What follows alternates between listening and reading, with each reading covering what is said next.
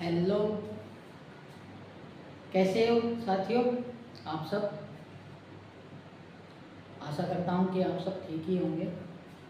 दोस्तों, कल जैसे कि हमने बात की थी कि हम महेश्वर सूत्र जो है वीडियो में पढ़ेंगे, तो आज उसी के लिए हमने यहाँ बोर्ड पर लिख लिए हैं महेश्वर सूत्र। संस्कृत में कितने, इनकी संख्या 14 है। बिल्कुल आप संस्कृत जीरो से शुरू कर रहे हैं आज, और यूपी टेट के लिए बहुत अच्छी क्लास रहेगी। जो संस्कृत का पहला चैप्टर है व्याकरण, वहाँ से क्वेश्चन फंसते हैं और कम से कम 4 से 5 क्वेश्चन यहाँ से आते हैं, और पूरी संस्कृत का जो बेसिक आधार है वो यही है, महेश्वर सूत्र। तो इसलिए इसको जानना ज़्यादा जरूरी है। महेश्वर सूत्रों के बारे में मैंने आपको कल एक कहानी भी बताई थी कि पाणिनि जी से जब शिवशंकर जी खुश हुए तब उन्होंने अपना डमरू बजाया, और तब ये इस डमरू से 14 प्रकार की ध्वनियां निकली, जिनको महाकवि पाणिनि जी ने लिपिबद्ध किया है, और उस संस्कृत के सबसे बड़े विद्वानों में से एक माने जाते हैं, प्रारंभिक अति विद्वानों में से। तो ये 14 माहेश्वर सूत्र कौन कौन से हैं, इनकी हम बात करेंगे। तो पहला जो है हमारा, उसका नाम है अयुन, अयुन। दूसरा रिलिरिक, ठीक है। तीसरा एओड, अयोच, हैवरट, लर्न, यमंगणनम, जप्य, घटदस, धैर्य, ये धैर्य, घटदस, जब घटदस, खप छड़त चटतब, कप्य ससर हल। ठीक है, ये हमारे क्या है, 14 माहेश्वर सूत्र हैं। मैंने ये बहुत आसानी से आपके सामने पढ़ दिए, लेकिन जितनी आसानी से ये पढ़े जाते हैं उतनी ही कठिनाई से ये याद होते हैं, और इनको याद करना अति जरूरी है। कौन कौन से हैं? यदि आप इनको कुछ रटने तो पढ़ेंगे, आपको समझ से भी थोड़ा थोड़ा देख लेंगे, क्योंकि यहाँ पे देखो छोटा बड़ा के अनुसार है, यहाँ पे दीर्घ नहीं दिए हुए हैं, इनके छोटे दिए हुए हैं। अयुन, ए ई फिर उ, फिर यहाँ तो इनकी देखो इत संज्ञा होती है, इत संज्ञा होकर इनका लोप हो जाता है, इसका फॉर्मूला होता है हलंत्यम। ठीक है, उसमें बात करेंगे हम। तो यहाँ ई, ए ई उ ले, ठीक है, ले छोड़ देना है। फिर उसके बाद रे से ऋषि, देखो ये वर्ण होता है संस्कृत में, आप ध्यान रखेंगे। इस पर क्वेश्चन बनता है, पिछली बार क्वेश्चन यूपी टेट 2018 में जो हुआ था उस पर क्वेश्चन आया हुआ है यहाँ से। फिर ए ओ, और फिर देखो इन्हीं के दीर्घ आ जाते हैं, आई औ, यहीं तक है जो हमारे स्वर हैं, मात्राएं जो बनती है वो यहीं तक है। तो क्या क्या है, ध्यान से, अयुन, लिरिक, एओड, एओज, ठीक है। फिर हैवरट, लड़, और फिर है जो 5 नासिक वाले हैं, यमंगणनम, ठीक है। तो ये 7 एक तरफ से ऐसे याद हो सकते हैं। समझ में आ रहा है आपको कौन कौन से हैं? पहला अयुन, रिलिक, एओड, एओज, ठीक है। फिर क्या है, लड़, सॉरी, हैवरट, फिर लड़, और फिर यमंगणनम, और फिर है झब्य, फिर घटदस, जब घटदस, फिर खप छटत चटतब, फिर कप्य ससर हल। ठीक है, ये इधर के पहले से याद है कुछ मुझे, इसलिए मैंने आपको बता दिए। शुरू में स्टार्टिंग में थोड़े से याद दिए, फिर से याद करेंगे। अयुन, लिरिक, एओड, अओज, पहले एओड है फिर अओज है, ठीक है।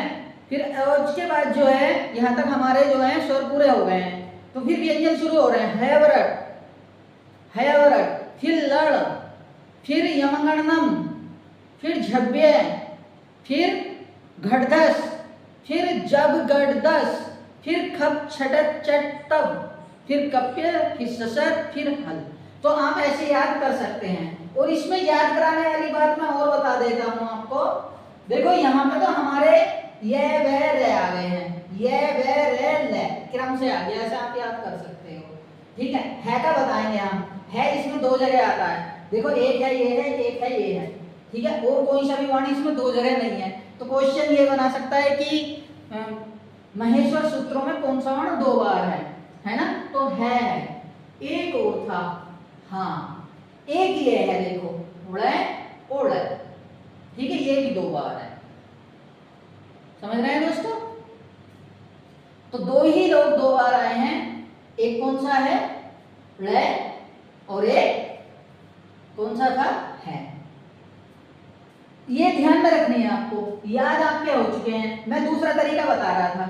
तो जैसे ये है तो छोड़ दो, देखो फिलहाल के लिए ये वे रे और ले, ये चारों अक्षर एक साथ आ गए। फिर लास्ट वाला तो लगाते ही नहीं है। फिर देखो पांचों जो अनुस्वार है हमारे ये आ गए। फिर यहां देखेंगे, यहां पे ये जो झ झंडा है और भय भालू है और घय घर है, भय ढक्कन है, भय धनुष है, इनमें एक समानता है। सोचो क्या समानता है? समानता ये है कि ये जो है, जहां तक मुझे ध्यान आ रहा है, ये चौथा वर्ण है हर एक वर्ग का। कवर्ग का चौथा वर्ण ये है, चवर्ग का झ झंडा है,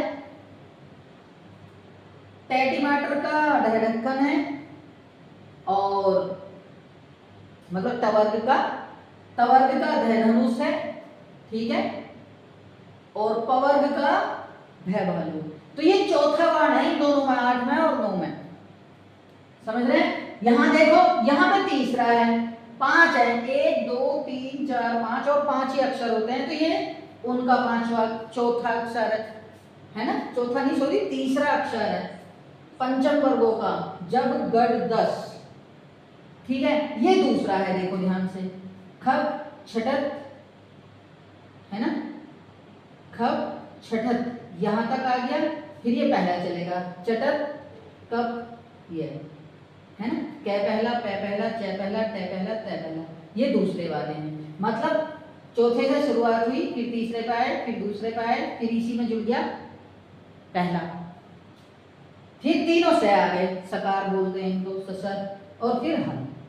इतनी बात यहां तक समझ में आनी चाहिए, तो आप आसानी से याद कर सकते हैं इस तरीके से, जिनके याद नहीं है। ठीक है, फिर इसी में हम बात करेंगे थोड़ी सी आगे, और क्या बात करेंगे, ये महेश्वर सूत्र हैं। याद करने का तरीका मैंने शॉर्ट वाला भी, आप मतलब कैसे याद कर सकते हैं। अब आपको इतने मीनिंग आ गया। अब ये आपके ध्यान में जो पहले ये था ना कि रटना है, लेकिन अब आप ये समझते हैं कि ये सेकंड वाले हैं, ये लास्ट वाले हैं, अनुनासिक वाले हैं, अनुस्वार वाले, ये जो है चौथे वाले हैं, ये तीसरे वाले हैं, ये दूसरे वाले हैं, फिर यहीं से जुड़ गए पहले वाले। तो ऐसे आप याद कर सकते हो, है ना। अब यहाँ से एक चीज और पढ़ेंगे हम, वो पढ़ेंगे हम प्रत्याहार। प्रत्याहार ये चीज क्या होती है, इसको आप समझेंगे, ये इन्हीं से बनती है। ठीक है, संस्कृत में प्रत्याहार की संख्या, ठीक है, संस्कृत में प्रत्याहार कितने हैं, 42, याद रखना है, इंपॉर्टेंट है।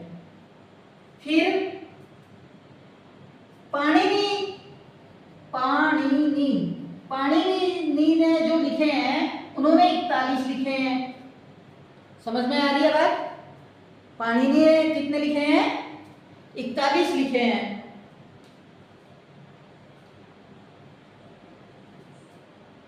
और एक उणादि हैं, उणादि, उन्होंने 1 लिखा है, बरूची ने 1, तो टोटल कितने हो गए, 43, 43, कुल 43 हैं। पाणिनि ने कितने लिखे हैं, 41, संस्कृत में कितने हैं, 42।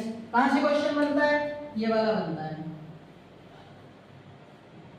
संस्कृत में कितने प्रत्याहार हैं, 42 हैं। समझ में आ रहा है आपके? बिल्कुल, आप कमेंट में जवाब देना दोस्तों, कैसा ये आपको लगा, ठीक है। फिर और यदि हाँ ये क्लास सही लगे आपको ईमानदारी से, तो जितने भी अपने बेसिक के टीचर्स हैं उन तक ये पहुंचा देना, स्पेशली उन्हीं के लिए इस क्लास का आयोजन किया जा रहा है, अपने साथियों के लिए, ठीक है। तो ये है। अब प्रत्याहार होता क्या है इसको हम समझेंगे। तो प्रत्याहार में क्या है, इनको शॉर्ट फॉर्म में लिखा जाता है एक तरीके से। इन सूत्रों को कैसे लिखा जाता है तो ध्यान देंगे, मैं एक दो करके बता रहा हूं। जैसे मान लीजिए अक प्रत्याहार है, अक प्रत्याहार, और क्वेश्चन ये पूछ लिया कि भी अक प्रत्याहार में ये बताओ कौन कौन से होंगे वर्ण। ये क्वेश्चन आ गया, अक प्रत्याहार में कौन कौन से वर्ण होंगे, तो आपको ये ध्यान देना है अक, ये शुरू में देखना आपको कहां है, ये रहा। फिर ये देखना है कि कै लास्ट में कहां है, तो कै ये रहा। बात समझ में आ रही है। अब जब इसको हम विस्तार करेंगे, है ना, जैसे गणित में करते हैं हम विस्तारित रूप, तो कैसे होगा, ए फिर ई फिर उ।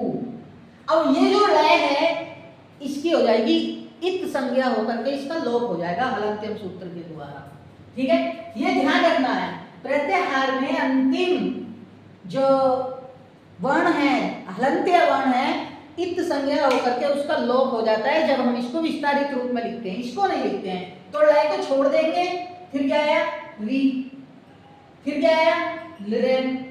बात समझ में आई नहीं।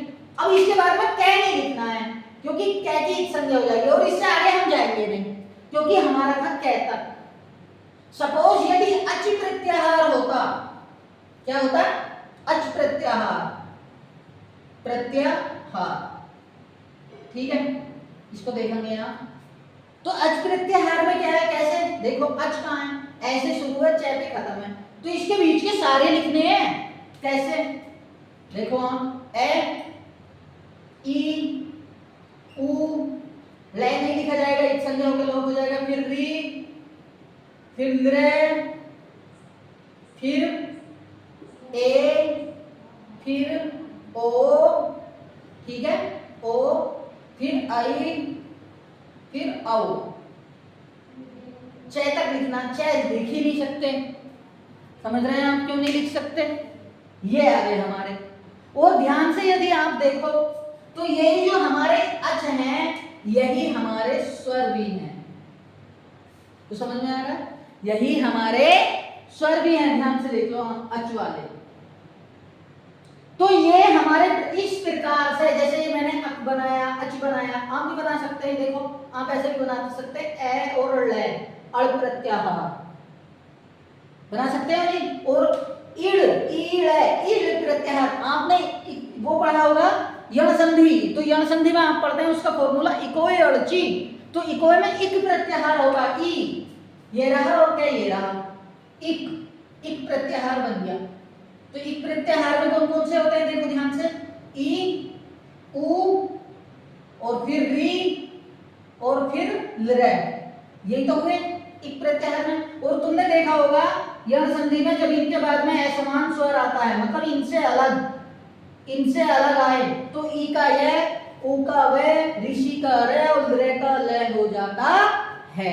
जब असमान आए, केवल इनका होता है, ये जो होते हैं ये आगे जाकर के ऐसे लग जाते हैं। तो इस संधि में आपने ऐसा पढ़ा होगा, मैं इक प्रत्याहार के बारे में बता रहा हूं कि संधि से कैसे रिलेट करता है।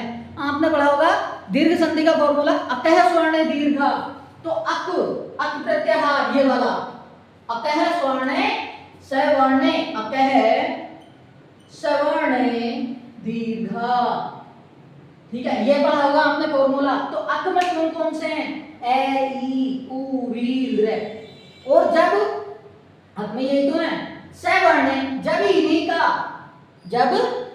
का क्या आ जाए, इन्हीं के सवर्ण, इनके सामने मतलब ए के सामने ए आए, ई के सामने ई आए, उ के सामने उ आए, री के सामने री आए, तो इन्हीं का क्या हो जाता है, दीर्घ हो जाता है। ऐसे ए, फिर इधर ए, तो क्या बन जाता है आ। अब चाहे ये छोटा हो, सॉरी बड़ा हो, चाहे ये बड़ा हो ये छोटा हो और चाहे ये दोनों ही बड़े हों। समझ में आ रहा है? प्रत्याहार क्या है? इस तरीके से 42 प्रत्याहार बनाए जा सकते हैं। और ध्यान ये भी रखना प्रत्याहारों पे कि जैसे ये क्वेश्चन आएगा कि स्वर कौन से प्रत्याहार में है, तो अच में, ऐसी व्यंजन को भी पूछ सकता है। तो व्यंजन है से शुरू हो रहे हैं, इसलिए पे खत्म हो रहे हैं, इसलिए जो हल प्रत्याहार होगा, हल प्रत्याहार जो होगा साथियों, तो हल प्रत्याहार में क्या है? व्यंजन है। क्या है? व्यंजन है। ये याद रखना इंपॉर्टेंट है। आप ये भी ध्यान रखना कि इन चार फॉर्मूलों में हमारे क्या हैं? स्वर। क्वेश्चन आ सकता है कि कितने माहेश्वर सूत्रों में स्वर दिए गए हैं, तो 4 माहेश्वर सूत्रों में स्वर दिए गए हैं और 14 में से 4 कम कर दो, यानी कि 10 माहेश्वर सूत्रों में क्या दिए गए हैं? व्यंजन दिए गए हैं। क्लियर रहेगा ना? बिल्कुल। दूसरा, अब प्रत्याहार कैसे भी बन सकता है ये आप याद रखेंगे, ठीक है? हल का मैंने बता ही दिया है, हल प्रत्याहार, अच प्रत्याहार बता ही दिया है, ठीक है? कैसे प्रत्याहार बनते हैं, उनका विस्तार कैसे हो, बहुत सारे बन सकते हैं। देखो किसी से जैसे ई का कै बना दिया, तो इसी उ का कै उक प्रत्याहार हो सकता है, री और कै रिक प्रत्याहार हो सकता है, ए और ले अड़ प्रत्याहार हो सकता है, ए और चे अच हो सकता है, ए और टे अट हो सकता है और ले हड़ हो सकता है, ये और ले हो सकता है, वे और ले वड़ प्रत्याहार हो सकता है से हस प्रत्याहार हो सकता है, ठीक है? ए आई वे, मतलब प्रत्याहार बनाते समय हमें शुरू का वर्ण और लास्ट का वर्ण लेना है, प्रत्याहार बन जाएगा। कहीं से भी ले लो, ये शुरू का ले लो, ये जस प्रत्याहार बन जाएगा। तुमने झला झस झसी व्यंजन संधि में पढ़ते हैं हम कुछ इस प्रकार से, तो झस प्रत्याहार झ और से झस प्रत्याहार पढ़ सकते हैं। तो ये हमारा है, ध्यान रखना, मतलब पूरी संस्कृत इस पे बेस्ड है, ठीक है? प्रत्याहार कैसे बनते हैं, प्रत्याहार का विस्तार कैसे हो सकता है, कितने प्रत्याहार हैं, स्वर कौन से प्रत्याहार में है, व्यंजन कौन से प्रत्याहार में, माहेश्वर सूत्र याद कैसे करेंगे, इनका इंपॉर्टेंस क्या है, इनमें छिपा हुआ क्या है। जैसे मैंने बताया था कि यहाँ जो है चौथा है, यहाँ तीसरा है, यहाँ पांचवा है, यहाँ पे पांचवा है। मैंने आपको ये सब कुछ बताया। इससे संबंधित अभी हम अगली वीडियो में देंगे। तब तक के लिए धन्यवाद, नमस्कार।